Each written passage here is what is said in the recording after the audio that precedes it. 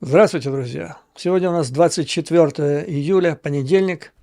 Сегодня мы поговорим с вами о наступлении, контрнаступлении, о статье в Wall Street Journal, которая многих взволновала, и меня тоже. Правда, не эта статья, а то, что лежит в ее основе. Поговорим о F-16, леопардах и прочей серьезной военной технике. Но прежде чего мы перейдем к таким серьезным вещам, хочу зачитать вам послание, которое я получил от бойцов ВСУ, которые сражаются на поле боя, которых, ну да, конечно, их волнуют стратегические вопросы, но их больше волнуют вопросы практические. И вот в чем они заключаются. Ну, как говорится, из песни слов не уберешь, не выкинешь, но попытаюсь, так сказать, причесать. Письмо написано на украинском, но я переведу его на русский, чтобы так наша аудитория в более чем 40 странах мира могла как-то так понять это легче. Итак, хочу попросить нашу власть, которая забивает...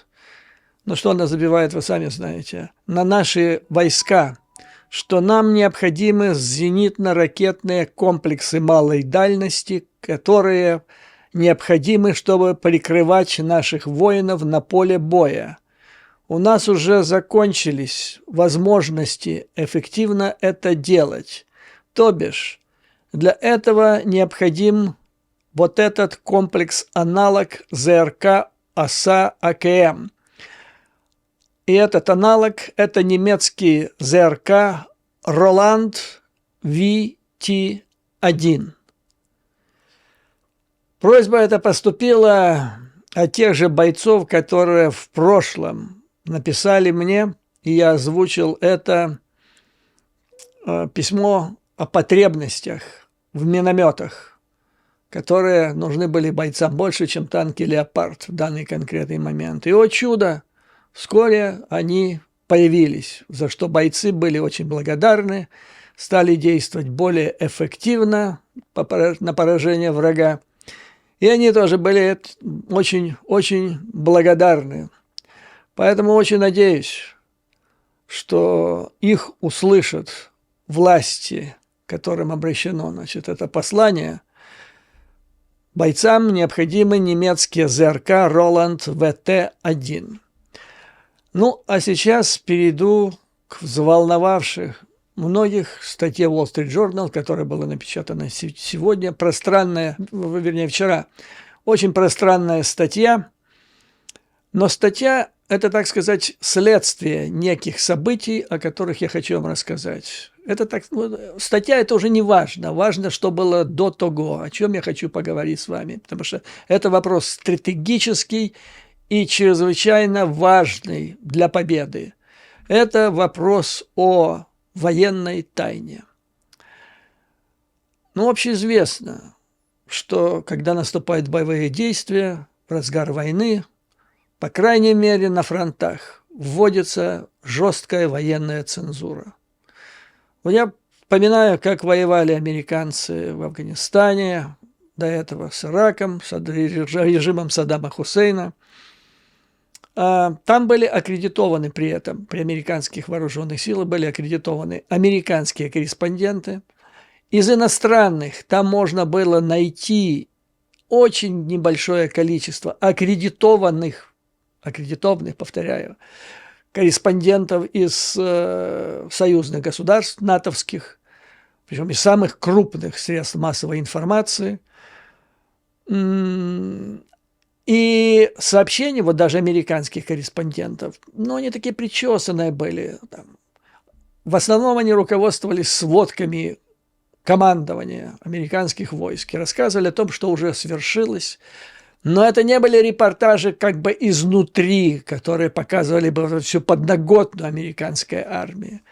И это естественно. Вы вспоминаете, наверное, фильмы о Второй мировой войне, когда разведчики, диверсанты ползком ночью, проникая через линию фронта на территорию врага, берут языка, притаскивают обратно, и он начинает говорить: счастье, сколько информации. И это не случайно, потому что не может быть транспарентности в вооруженных силах на поле боя. Там все, что не происходит, это военная тайна. Особенно информация о недостатках, о проблемах, о том, что нужно улучшить в своих собственных вооруженных силах. И вот я наблюдаю со стороны, что происходит. Интересная картина получается. Украинских корреспондентов при вооруженных силах на полях сражений я как-то не наблюдаю. Постоянно работает единственный канал, да, «Марафон». Несколько раз туда заглянул, я не видел там репортажи украинских корреспондентов с поля боя. Знаю, вот есть только один подвижник, который этим очень нужным делом занимается. Это Юрий Бутусов, который сам по себе создает, значит, это дело. Оно необходимо. Вот Мордор, при всей его бестолковости, он это понимает. У него есть там военные корреспонденты, которые являются, по сути дела, пропагандистами. Это совершенно ясно после их совещания с Путиным в Кремле. И они говорят то, что нужно говорить для того, чтобы влиять прежде всего на внутреннюю аудиторию, и отчасти на внешнюю. Так вот, отсутствие украинских корреспондентов, аккредитованных на поле боя, лично мне свидетельствует, что власти как-то, фиолетово в плане воздействия, распространения информации с полей сражений. То есть все или большая, подавляющая часть всей информации с поля боя, она поступает, я бы сказал, с дивана. От диванных экспертов, которые, значит, читают сводки официально и потом, значит, высказывают свое мнение. Насколько она профессиональна, непрофессиональна, это уже десятый вопрос. Но я не помню, чтобы у Мордора, значит, вещали, то есть запускались на поле боя на стороне российских вооруженных сил иностранные корреспонденты, которые могли бесконтрольно там проводить дни, разговаривать с бойцами, с офицерами, задавать им любые вопросы, и те бы открыто им все это отвечали, и потом те бы писали, значит, в средства массовой информации или в свои аналитические центры. А вот со стороны ВСУ, то есть не ВСУ, со стороны Украины, это происходит сплошь и рядом. То есть как-то вот для внутренней аудитории, то ли нету, я не верю, что нет потребности, но как-то власть не ощущает, что надо внутренней аудитории, то есть украинским гражданам, дать информацию с поля боя от своих же корреспондентов. А вот на Запад льется бесконечный поток.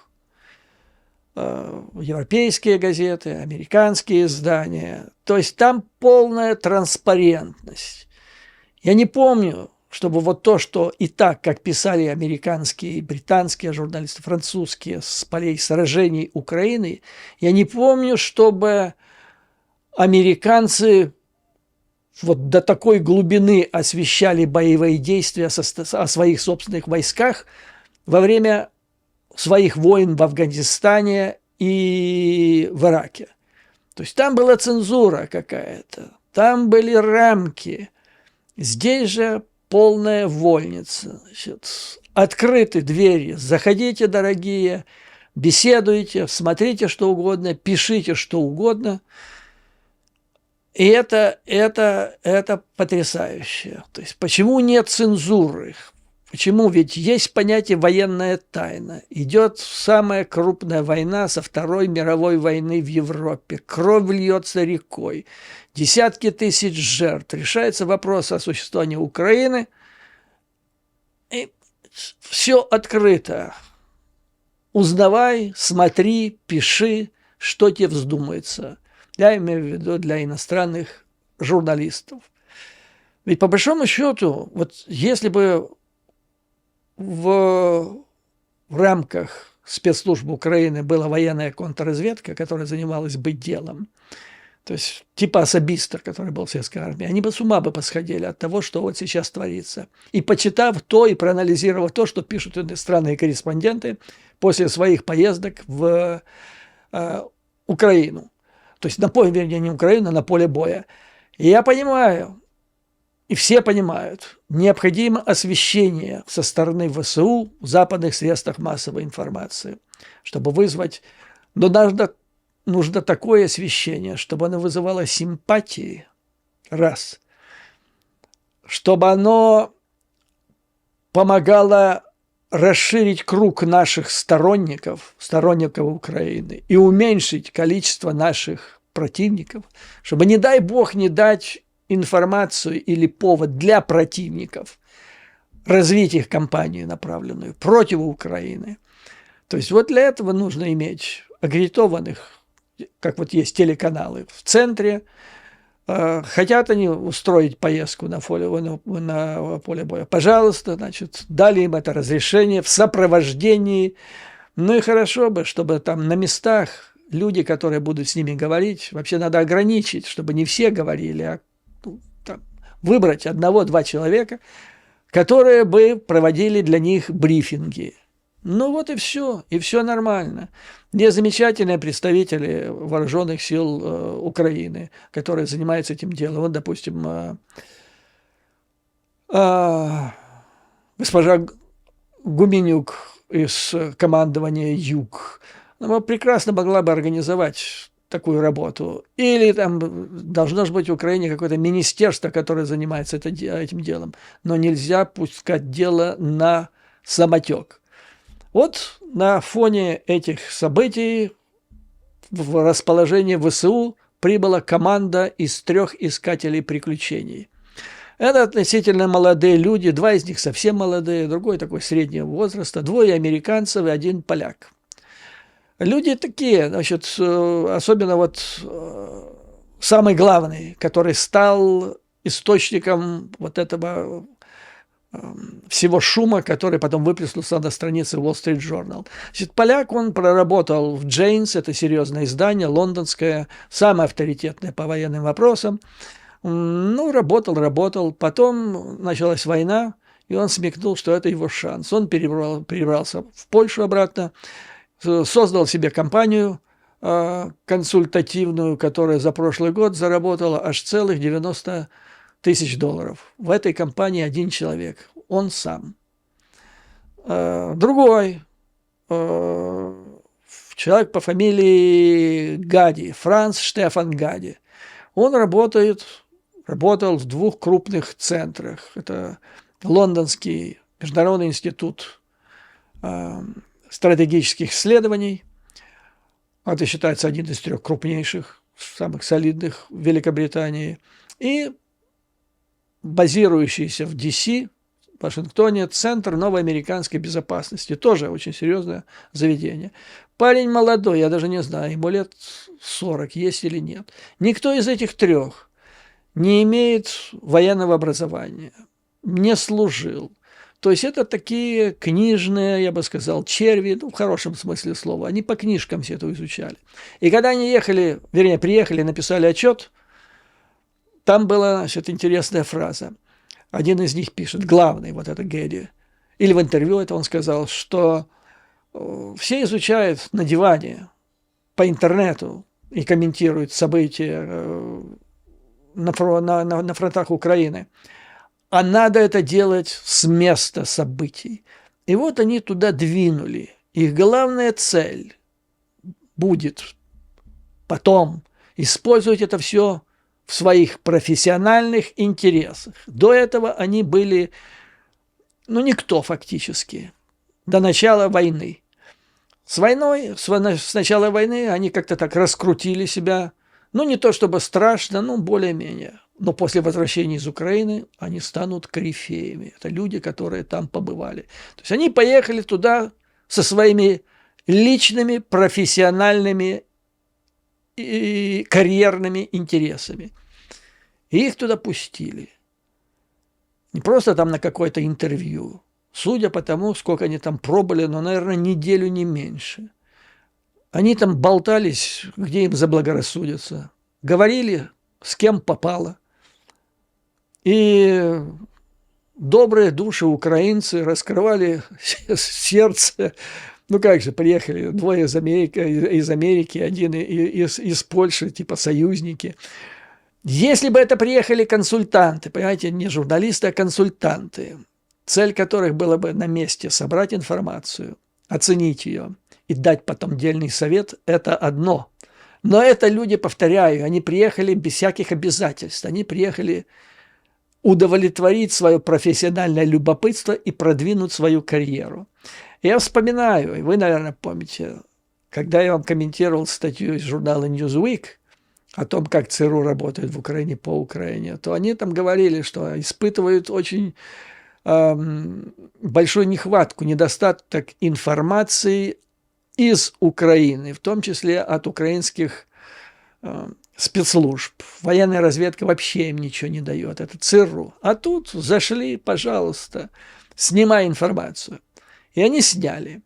И ребята, они толковые. И я вам должен сказать, вот то, что Wall Street Journal, мы потом перейдем к Wall Street Journal, это, так сказать, цветочек или лепесточек из того, что выросло вот из их операции. Они написали, вот этот Франц Штефан Гейди, он написал отчет по пунктам, там, по-моему, их пунктов 18, четко так. Так вот я вам скажу, ребят, на основании моего опыта, человека, который в свое время писал документы особой важности лично в 2 экземплярах, один, значит, генеральному секретарю ЦК КПСС, а другой министру обороны.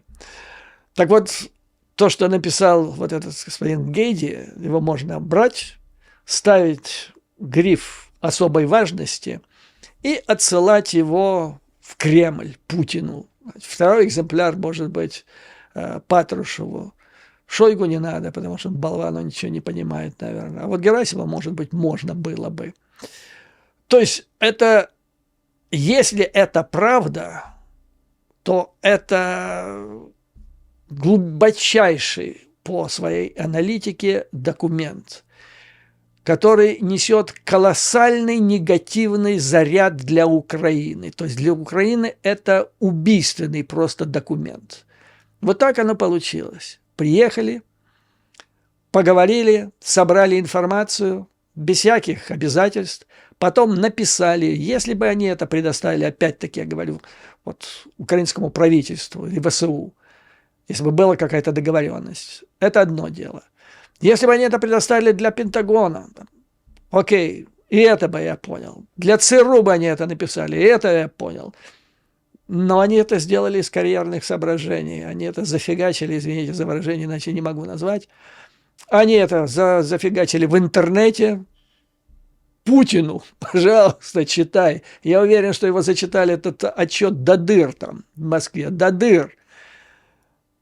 И это такой документ, то есть они написали такие вещи, которые, ну, их нельзя изменить в течение дня, их нельзя изменить в течение ночи, то есть нужно много времени для того, чтобы изменить.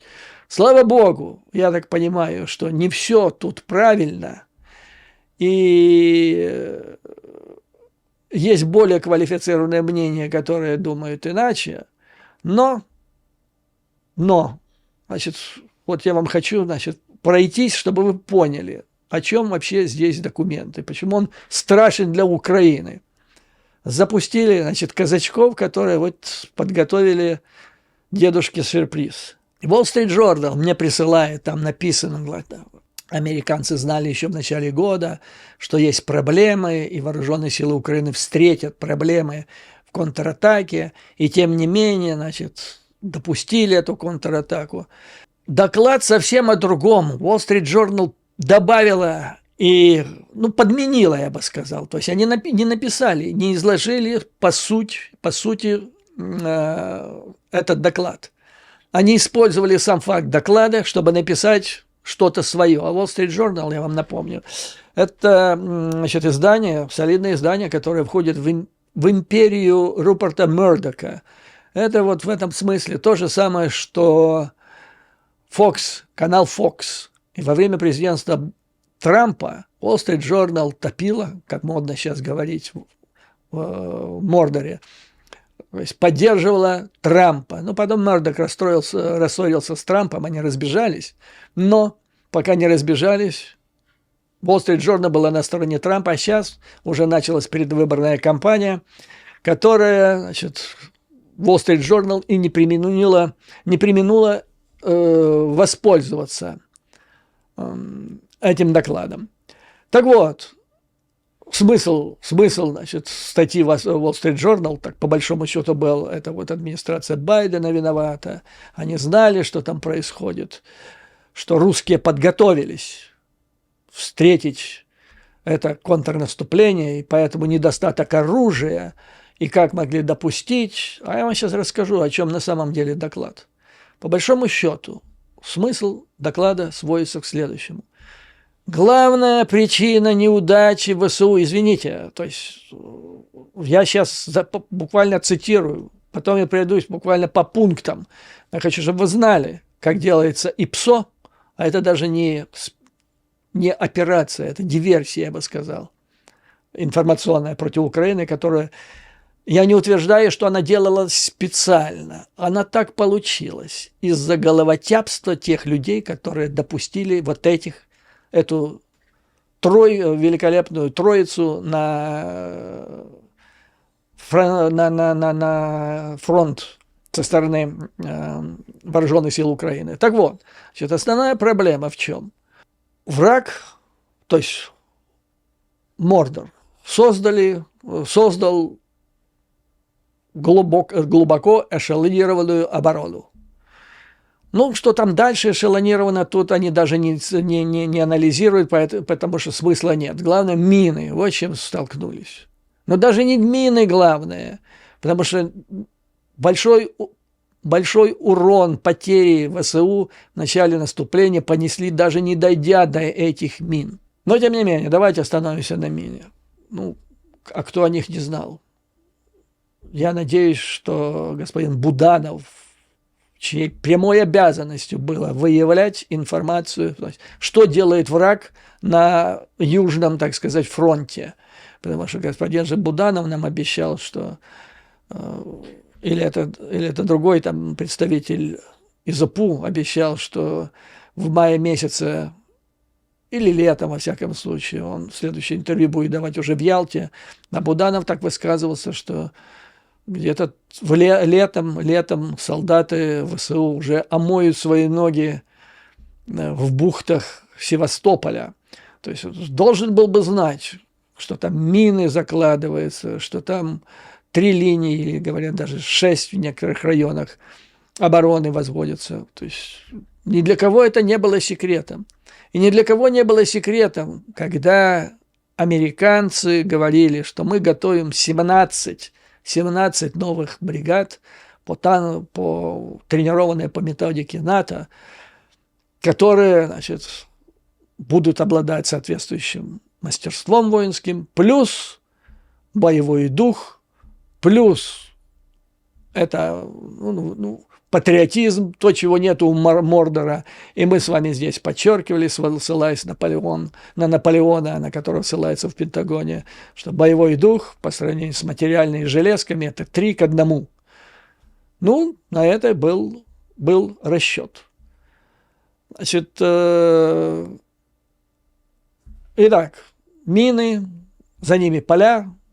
Но даже не это главное, о чем пишут эти 3 исследователей, которые приехали, внедрились. Один из них, вот этот Гейди, он такой финт уже проворачивал во время американской войны в Афганистане.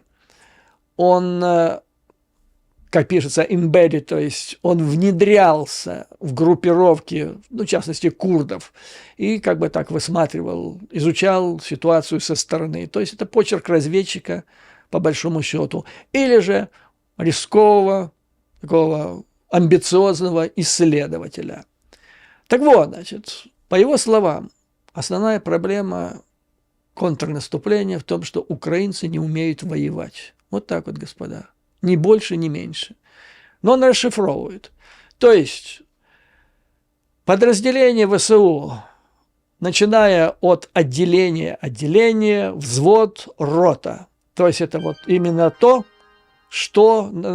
уровень, на котором тренировали вот эти новые бригады ВСУ, американцы и другие страны НАТО в Европе последние месяцы. Вот там, где они натренировались, люди поняли, что такое маневренные, комбинированные общевойсковые операции. И они их могут совершать в масштабах максимум рота. И все. А дальше уже батальон – проблема. А дальше проблема. А вот в таких масштабах эту войну, это наступление не выиграешь. Согласно автору этого исследования, для того, чтобы прорвать вот эту оборону, включая минные поля, значит, необходимо атаковать, то есть ввести вот эти общевойсковые, маневренные, комбинированные операции одновременно на всем, ну если не на всем протяжении фронта, то во всяком случае на сотнях километров одновременно. То есть операция должна не последовательно, вот сейчас сегодня я одну атаку организую здесь, завтра я другую атаку там организую, надо делать одновременно. А для этого необходима координация выше роты, выше батальона, даже выше бригады. Вот здесь уже проблемы. То есть здесь описывается высочайшая подготовка сержантов, рядового состава, сержантов, младших офицеров. Что касается старших офицеров и дальше, отмечается пережитки советской системы, недостаточно профессиональная подготовка, междуусобицы между командирами, некоординированность и просто ссоры на уровне различных командиров. Но некоторые ссоры этих мои украинские зрители могут наблюдать даже по телевизору и в средствах массовой информации Украины и видят, откуда оно все идет. Эти ребята, они все просекли. Короче говоря, это вот их стратегический вывод, для успеха контрнаступления или просто наступления необходимо, чтобы тренировать, чтобы навыками проведения этих операций имели не только роты и их командиры и бойцы, а практически все вооруженные силы Украины. И чтобы они это все запустили на всем протяжении фронта желательно или на сотнях километров. Почему? Это нужно для того, чтобы растянуть оборону врага по всей территории. Иначе, как они утверждают, ничего не получится. Они говорят, что не поможет ни «Химарс», ни «Атакамс», ни даже F-16. Они говорят, техника здесь вообще сейчас ни при чем, по большому счету. Потому что, ну вот дали, кричали, дайте «Леопарды», дайте «Брэдли», дали, получили. Многие из них даже не доперли до этого самого, до минных полей, было поражены еще на подходе к этим минным полям. Пишут здесь, да, значит, была острая, то есть были проблемы с прикрытием с воздуха. И в некоторых направлениях враг сумел использовать свое преимущество в воздухе. Но это была не истребительная авиация, как они пишут. Это в основном вертолеты К-52, которые стреляли за 10 километров до мишени, и они были недосягаемы до систем мобильных ПВО Вооруженных сил Украины, дальность которых где-то 5 километров. То есть они здесь в докладе нигде не пишут, что а вот были бы F-16, то было бы изменили бы ситуацию. Они пишут о том, что надо усилить, доставить другие еще дополнительные системы ПВО, которые бы позволяли уничтожать вот эти К-52. Вот, кстати, возвращаясь к тому, с чего я начал это видео. Может быть, вот этот ЗРК «Роланд» и может изменить обстановку, как пишут наши бойцы. Им виднее, видимо, чем тем многозвездным генералам, которые работали до сих пор на организации этого наступления. Ну и смотрите, значит, то есть получается, если их читать до конца, вот тут пункт по пунктам, 15-й пункт, это один из ключевых. Мнение о том, что украинские войска продвигаются вперед медленно только из-за отсутствия поставок оружия, является моноказуальным. Это слово такое научное. Моноказуальное – это значит упрощенческим объяснением одним лишь фактором. То есть факторов там больше. И одним вот этим только нехватка, недостаток, отсутствие поставок, это не объясняется. И оно, то есть вот это объяснение, не разделяется теми, с кем мы говорили, из военнослужащих ВСУ, кто действительно воюет и осуществляет командование на передовой. Вот как утверждают авторы доклада, это им рассказали командиры и бойцы на передовой. Дальше Украине придется лучше синхронизировать и адаптировать текущую тактику, без чего западная техника не будет иметь решающего значения в долгосрочной перспективе. Это уже происходит. Но работа идет медленно. Но нужно сказать, что вот когда они пишут, что есть проблемы в подготовке вооруженных сил Украины и в той тактике, которую они применяют, они тут же говорят, большинство вооруженных сил стран НАТО испытали бы те же самые трудности и проблемы. И вообще, по большому счету, они пишут, что есть только одна страна в мире, которая может проломить вот эту эшелонированную оборону Мордора, которую он возвел в течение последних 6 месяцев. Это страна Соединенные Штаты Америки. И вот это вывод. Совершенно убийственный, идиотский. И если так из этого исходить, из этого резюме, то получается, что ситуация совсем безысходная, и что делать? Надо договариваться с Мордором. На каких условиях? Мордор неоднократно заявлял, с учетом сложившихся реалий. То есть вот тех границ, которые сейчас проходят по линии соприкосновения. Вот поэтому я и называю, что это было не просто ИПСО. Это была информационно-психологическая диверсия, которая получилась в результате, вот этого всего исследования. Здесь указывается, что у Украины есть некое превосходство, не все так плохо. То есть у нее есть превосходство в ствольной артиллерии. Уже есть. Артиллерия совсем недавно была богом войны на полях сражения Украины. Хотя в России, по крайней мере, временно сохраняет превосходство в системах залпового огня на юге. Много разговоров сейчас о ТАКАМС. Вот они здесь пишут, что Хаймарс, а ТАКАМС, они же запускаются с Хаймарсов. Так вот, Хаймарс, по их мнению, он уже не тот, который был в прошлом году.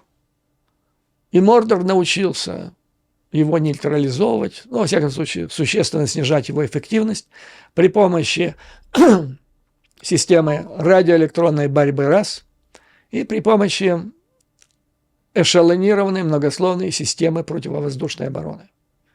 И они подчеркивают, что это надо иметь в виду, сейчас вам зачитаю, это важно иметь в виду в связи с возможными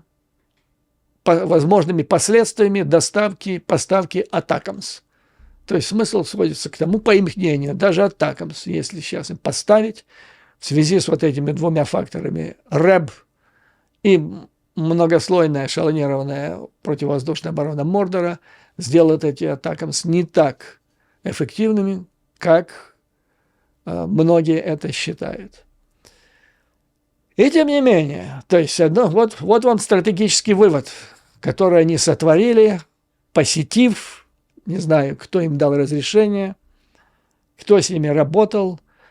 Это я считаю, провал. То есть это настолько детская, понятная вещь, которая должна быть понятна тем, кто смотрел кино про Вторую мировую войну хотя бы. Что нельзя допускать на поле боя непонятно кого. И неизвестно для чего. Видимо, это не последний, видимо, случай. Вернее, это не единственные люди такого рода, и таких, видимо, кочует немало. Но мне могут возразить, что, конечно, там у нас иностранные батальоны есть, там многие иностранцы, то есть они все видят, они знают. Это да, все можно понять. Но, тем не менее, в каждом конкретном случае надо разбираться, особенно когда речь идет о, так сказать, аналитиков. И тем не менее, в этом докладе существует серьезное противоречие. То есть, если я вам зачитал вывод, только одна страна может решить эту проблему, проломить это. С другой стороны, они пишут о том, что моральный дух офицеров и сержантов высок, есть проблемы с вооружениями, но они будут поставлены, и поэтому у наступления или контрнаступления есть потенциал. Но если понимать, мы же понимаем, что Соединенные Штаты не прилетят и не будут это проламывать, поэтому как-то этот тезис не соответствует с тем, что дело в ВСУ безнадежное. И что происходит дальше? Приезжают эти господа обратно и печатают вот эти все тезисы, эти пункты, сколько их тут 16, что ли, пунктов. В издании, 16 пунктов. В издании The Drive или Warzone. Это издание интернет, которое, я бы сказал, оно близко к Пентагону по тематике. Приятно такое солидное профессиональное издание, которое все это сухим текстом, пункт за пунктом, все это перечисляет. И буквально на следующий день или через день это подхватывает Wall Street Journal, которую я уже описал, что это за газета. То есть это нормальная газета для деловых людей, но только не в условиях предвыборной кампании. Она вставила свои 2 копейки, чего не было в докладе этой троицы. И она просто это сделала при помощи одного абзаца, что американцы это знали еще, как свидетельствует утечка документов Пентагона через интернет, вы помните эту историю. Американцы знали, и тем не менее. Они не только знали. Генерал Милли за пару месяцев до наступления об этом открыто говорит, что он не ожидает каких-то супер результатов, неожиданных, захватывающих дух, прорывов, типа как это было осенью прошлого года. Это будет, по его мнению, тяжелая, на истощение, кровавая битва, в которой будет перемалываться живая сила и техника обеих сторон. И он об этом говорил. И я помню, когда, он это сказал, там посыпались обвинения в русскоязычных соцсетях и украиноязычных соцсетях. А что ж такое? Генерал Милли не верит в контрнаступление. Генерал Милли просто высказывал свою профессиональную точку зрения.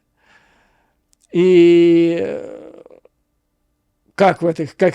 как, зная все это, почему пошли на контрнаступление? Пошли на то, потому что, и я вам здесь говорил, пересказывая мнение американских военных и аналитиков, о том, что они пытались компенсировать. Ну, невозможно компенсировать вот эту всю технику, которую развернул Мордор уже. Нельзя ее компенсировать 1 к 1. И тем более, как пишется в докладе, даже если бы это произошло, уже, учитывая эти развернутые линии обороны, и этого даже не хватит. Но почему нельзя это компенсировать? Я вам сейчас скажу, я вот посчитал, сколько было списано из вооруженных сил Украины боевой техники за период с 2000 года, начиная с министра обороны Шкитченко. И получается, с 2000 года до начала войны было списано танков 2814, ну то есть списано, продано, синоним продано, ракетных комплексов 1910, самолетов 762. Прорва. Как бы они сейчас появились, понадобились на поле боя. Продали? Нет. Но и в Европе не готовились к такой войне, и в Америке не готовились. Поэтому делается то, что возможно в этих условиях. И в этих условиях было принято решение. Кстати, генерал Кларк об этом говорил, и я вам об этом рассказывал. В мае прошлого года сказал, если мы не подготовим для ВСУ, тогда он назвал цифру, амбициозная была, 9 бригад, подготовленных по нашим стандартам, с нашим оборудованием, то ничего не будет, будет поражение. Подготовили, как сказал Милли недавно, не 9, а 17. И подготовка продолжается. Считалось, что мастерство плюс техника современная поможет это проломить. Достигли, согласно этому докладу. Вот это все делается, ВСУ может делать в масштабах максимум до роты. Теперь это нужно довести дальше. Поставить дополнительную технику и расширить диапазон способностей ВСУ и широту фронта проведения вот этих комбинированных, маневренных, общевойсковых операций. Какая реакция в Вашингтоне? Да, вторая еще одна тема. Почему пошли на наступление? Ну, с украинской стороны президент Зеленский всем заявил официально, что эти стратегические решения принимает он. Для этого он создал ставку. И я полагаю, что на этой ставке, на заседании этой ставки вопрос обсуждался, имея то, что мы имеем, идти или не идти. И пошли.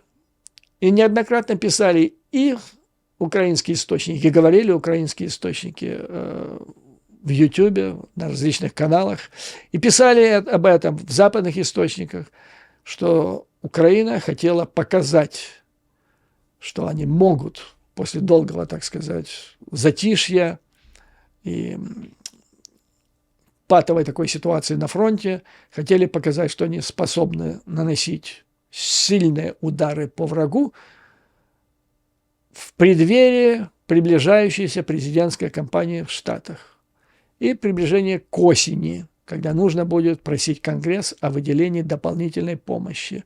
Вот почему еще один фактор, почему пошли на это. Причем пошли, никто же никого не заставлял.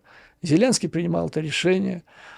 Его представители администрации делали прогнозы, обещали вскоре, через несколько месяцев, интервью в Ялте. Буданов там, у него вообще был захватывающий дух, график присвоения, покорения или возвращения Крыма.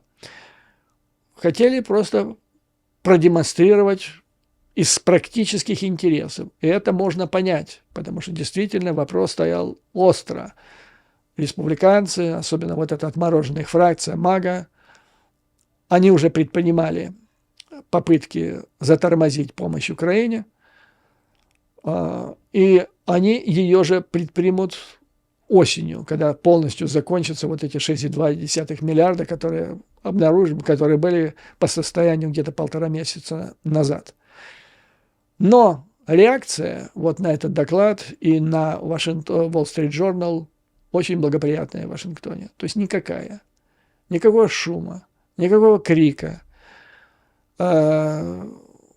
Республиканцы не возмущаются. Вообще я должен сказать, что если Байдена и критикуют представители вот, политики из Конгресса, из республиканской партии, то критикуют его за недостаточную скорость, ну, в последнее время было в поставках Атакамс. Все уже ему написали. И в Палате представителей, комитетах по иностранным делам, по делам вооруженных сил, и из Сената написали. Все за это. Но при этом подчеркивается во всех этих письмах, что в целом политика президента Соединенных Штатов, внешняя и оборонная, практически, ну, нельзя называть идеальной, но никакой критики она не вызывает. То есть можно было бы, по идее, с одной стороны, и притормозить, и подождать, пока подойдет и остальное оружие, а с другой стороны, Мордор бы укрепился еще больше.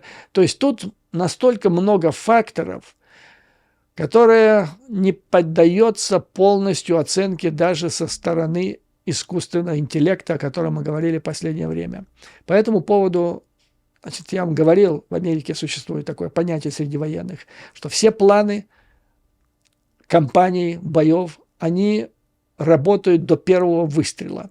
После этого все ломается, и побеждает тот, кто может быстрее приспосабливаться к сложившейся и постоянно меняющейся ситуации. То есть импровизация. То есть негативно, по большому счету, для Украины. И не Wall Street Journal, не вот этот доклад, который, значит, был опубликован этой троицей. Я очень надеюсь, не повлечет, во всяком случае, пока нету никаких признаков того. Следующее.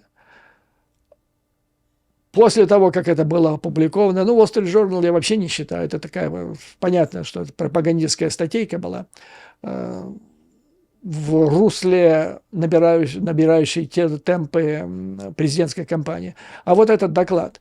Так вот, после этого, как вы знаете, администрация заявила о решении поставить, как они говорят, как можно быстрее. Ну, мне тут пишут, быстрее, до конца года. Господа, поставка самолетов, она занимает годы, так по большому счету, в мирное время. А военное время, если они это поставят до конца года, то это будет логистический подвиг 21 века. Дай бог, что это произошло. А что делать тем временем? А тем временем, в этом же докладе отмечается, очень положительный вклад в изменение ситуации внесла недавняя поставка кассетных боеприпасов, которая сметает буквально целые поля, значит, укреплений живой силы противника и его техники. Этих боеприпасов в арсенале Соединенных Штатов тьма, их миллионы, и поэтому до тех пор, пока, извините, подступит другое оружие, они будут применяться по полной программе. И я так думаю, что даже в увеличивающихся масштабах.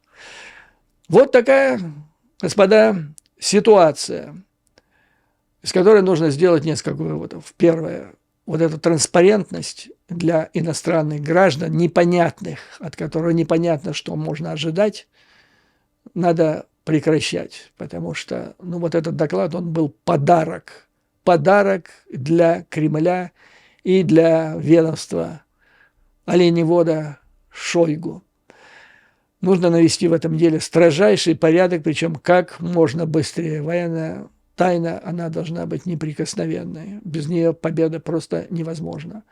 Ну и тем временем нужно работать над по линии военных между Пентагоном и руководством вооруженных сил Украины по принятию новых решений в изменяющейся ситуации. То есть вот та самая адаптация, которая является решающим в данной, значит, ситуации.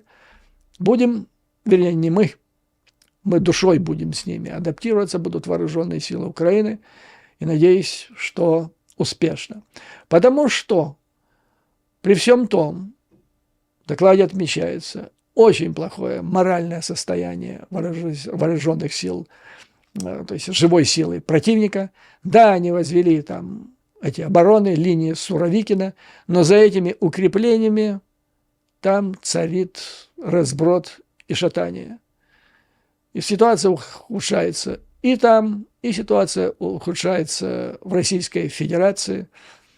Поэтому будем надеяться на лучшее. Вот что я вам хотел рассказать, отвечая на ваши многочисленные просьбы прокомментировать эту статью Wall Street Journal. Как видите, значит, это только вершина айсберга. Причем она не самое главное. Это так вот лютик-цветочек на поверхности большой, то есть на пике большой горы. Там все это гораздо больше сложно и неоднозначно. Ну вот, значит, последнее скажу вам еще. Марк Милли сообщил журналистам буквально недавно, что союзники обучили 17 боевых групп, бригадных групп, 63 тысячи украинских военнослужащих. 63 тысячи. Это половина той воинской группировки, которая встретила Мордор в феврале прошлого года. По-моему, около половины. Еще большее число бригад, еще больше, находится в стадии подготовки. Поэтому, господа, как всегда, слава Украине и вооруженным силам, враг будет разбит, и победа будет за нами. Мордор будет уничтожен, как до этого был уничтожен Карфаген. А вам, дорогие друзья, выдержки, мужества и твердой уверенности в нашей неизбежной победе. До новых скорых встреч!